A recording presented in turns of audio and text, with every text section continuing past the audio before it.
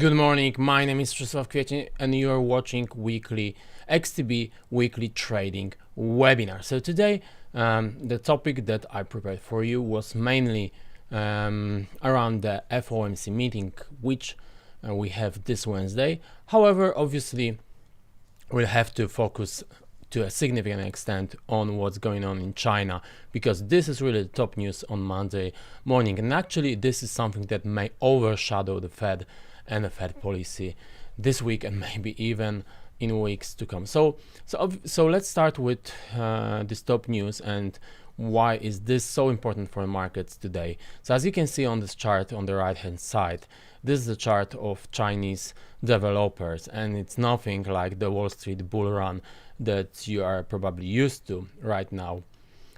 This is something where you can see actually a bear market starting from 2019 and actually extending over the last couple of weeks. The main culprit is Evergrande, second largest developer in China, that is on the brink of default, and this default might actually occur any day right now. China has holidays this week, today and tomorrow. However, stocks are being traded in Hong Kong, so the situation is, daily actually, and anything may happen at any time. The company is about to pay interest today to banks, and already there is a rumor that these interests are not going to be paid, and on Thursday they are going to repay a larger tranche of credit, and this could be the moment, the decisive moment for the stock. So really something that caught probably many investors by surprise, but something that could easily overshadow other things like FOMC meeting, flash PMIs that we have on Thursday, Bank of England meeting on Thursday, or even this nat gas electricity crisis that we see in Europe, especially in the UK and the US. The question right now is, of course, it is related to the default or not for Evergrande, but more importantly, the question is if Evergrande could become another Lehman, because this is something that it's really scary. If you look at the company itself, as you can see here in the bullet points, it's large. It has 1,300 real estate projects in 280 cities, employs directly 200,000 people, which is really a very vast amount, but indirectly is responsible for nearly 4 million jobs, which is huge even for Chinese standards. And it's present not only in real estate market but also in many other industries. So obviously default of such huge company on its own is something already significant. As you can see, the debt amounts to $300 billion. So that's quite a lot. But more importantly is if it's a Lehman moment or not. Just for those of you who are relatively new to the markets, let's recall what the Lehman moment was. Lehman Brothers was one of the investment bank in the US, not even the largest one, or not even top 3, but it collapsed in 2008, where we had credit crisis brewing. Many investors expected government and the Federal Reserve to step in and help these troubled institutions, which they did 2008 for Bear Stearns. So everyone expected that the same is going to happen with Lehman Brothers. However, overnight or over the weekend, they allowed the Lehman Brothers to fall pretty much, and they allowed market forces to decide the fate of the banking industry, and the result was a huge credit freeze that led to severe economic collapse. So obviously it's not going to be repeated one by one, but investors are relatively scared because they already saw what the Chinese did to telecoms, to IT companies, to the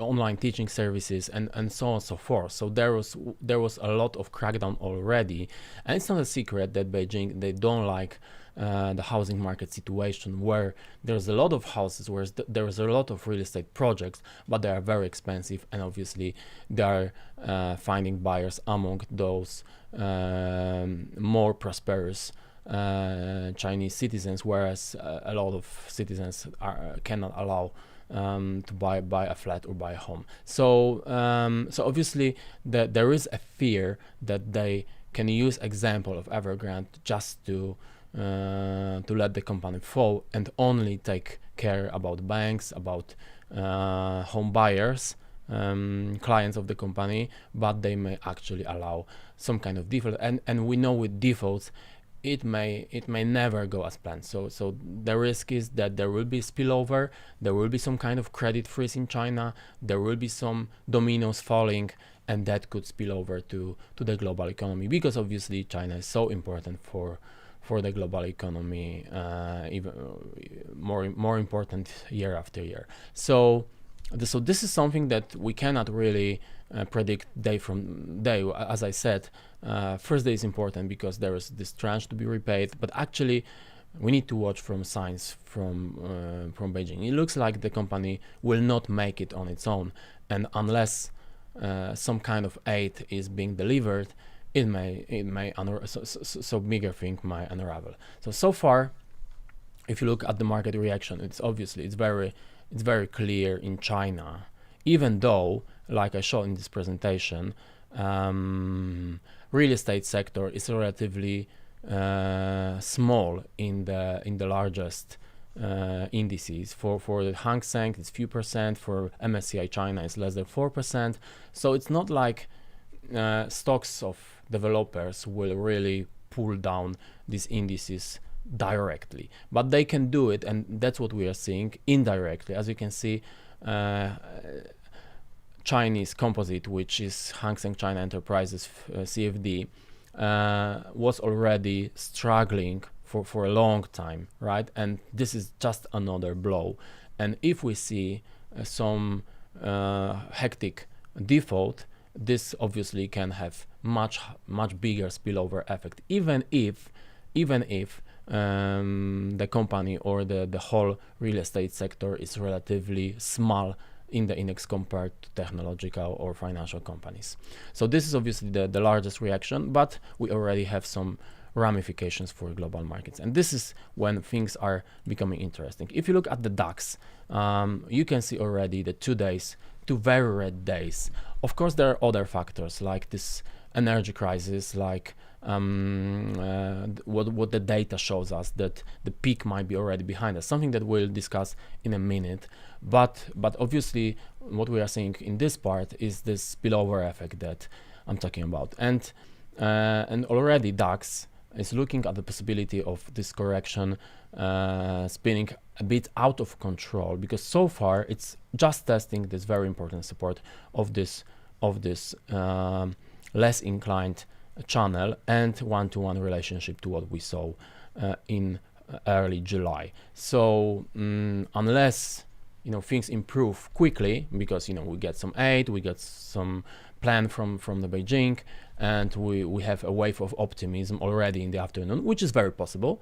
But unless this happens and some more serious default scenario unravels, then we can easily lose the support here and look at the largest correction in a long time. Actually, the last meaningful correction was last year, when we had this second wave, COVID second wave risk and restrictions, and you had brief but quite aggressive correction. This is something that is quite possible right now as well. Similar story on the S&P 500. We are already below the strongest support, which were very aggressive so far. We discussed this defense of 50-day moving averages, and they were very consistent. But right now there was an attempt of a defense last Thursday, and we can see that last Wednesday, and we can see it's already failed even before the weekend. So right now we already have this negative signal of breaking out of this very aggressive channel, and obviously we are still in this huge megaphone pattern. So a larger correction is overdue from this perspective. Then again, what I expect a lot of US retail investors to flock into this market because they see every dip as a buying opportunity. This is how the Fed kind of maneuver the markets to think that they can only go up, and this is short-term wise. It's kind of a chance because, like I said, this capital will flock back in because they think, okay, it's cheaper than it was yesterday, so let's buy because this is opportunity. It's not gonna happen. It's not gonna stay there, and we need to take advantage of it because we're gonna have another highs, another records in a few days' time. So we cannot waste it. But obviously, once this kind of glass floor is removed, and it will be removed at one point, this whole herd of buy dippers obviously will be massacred. So it's a delicate situation. It may very well just disappear. As I said, if there is a plan, if Beijing, if they decide, okay, let's do it in some kind of structured way, then it's very possible that the markets will just move on from it. But and the latest movements from China, they showed that they could be tougher than the market anticipates, and if they are tougher on the real estate sector and there is some serious spillover, then obviously at some point this retail panic is going to take place here. So you never know. We cannot predict it. This is a good opportunity for this panic to unravel, but we'll see. So far the technical signal is there. We broke the channel, so there's a technical possibility of a larger move downwards. Okay, let's move on to the story of the week, which was the Fed. I think it's well to say it was the Fed because I prepared this presentation last Thursday and Friday when I thought the FOMC meeting is going to be the event of the week, which obviously is already not.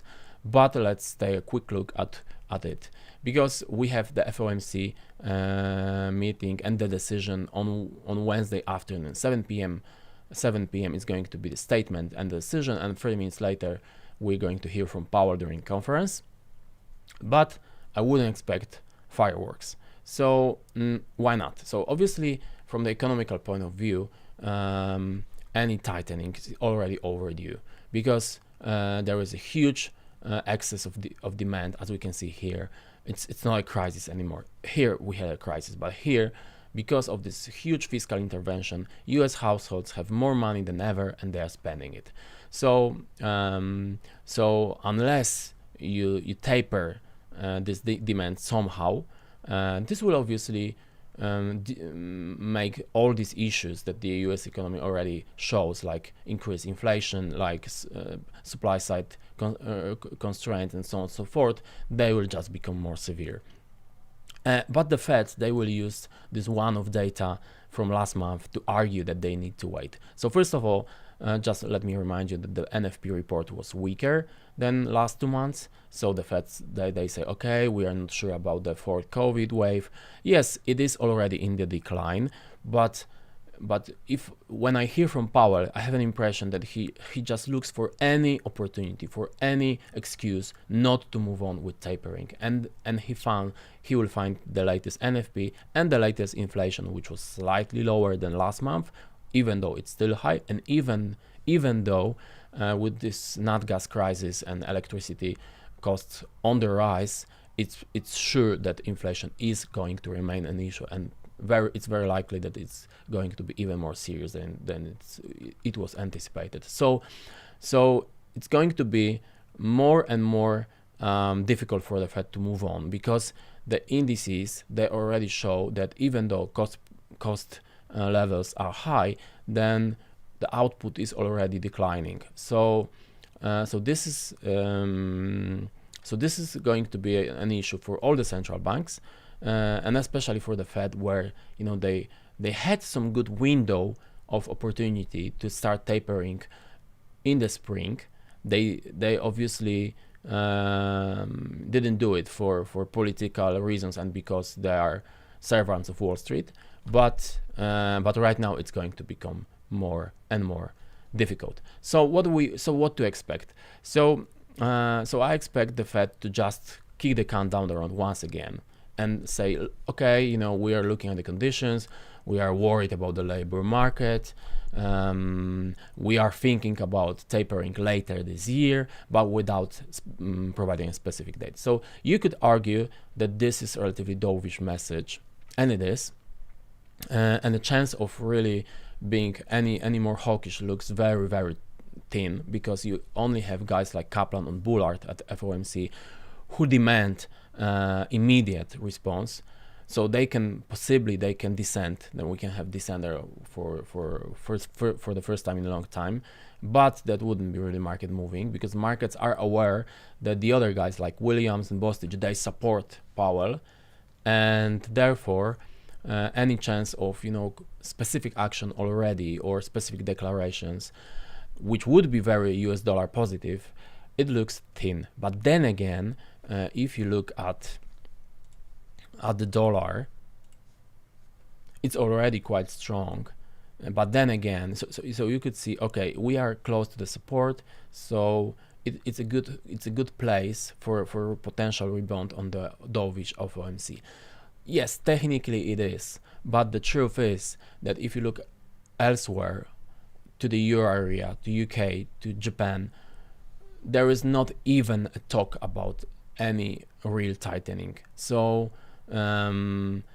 yes, investors could be disappointed from the dollar perspective. They could be disappointed once again that the Fed just keeps doing nothing, but after a day or 2 days, they will realize that the Fed is still the place where they could see some action compared to any other major currency. So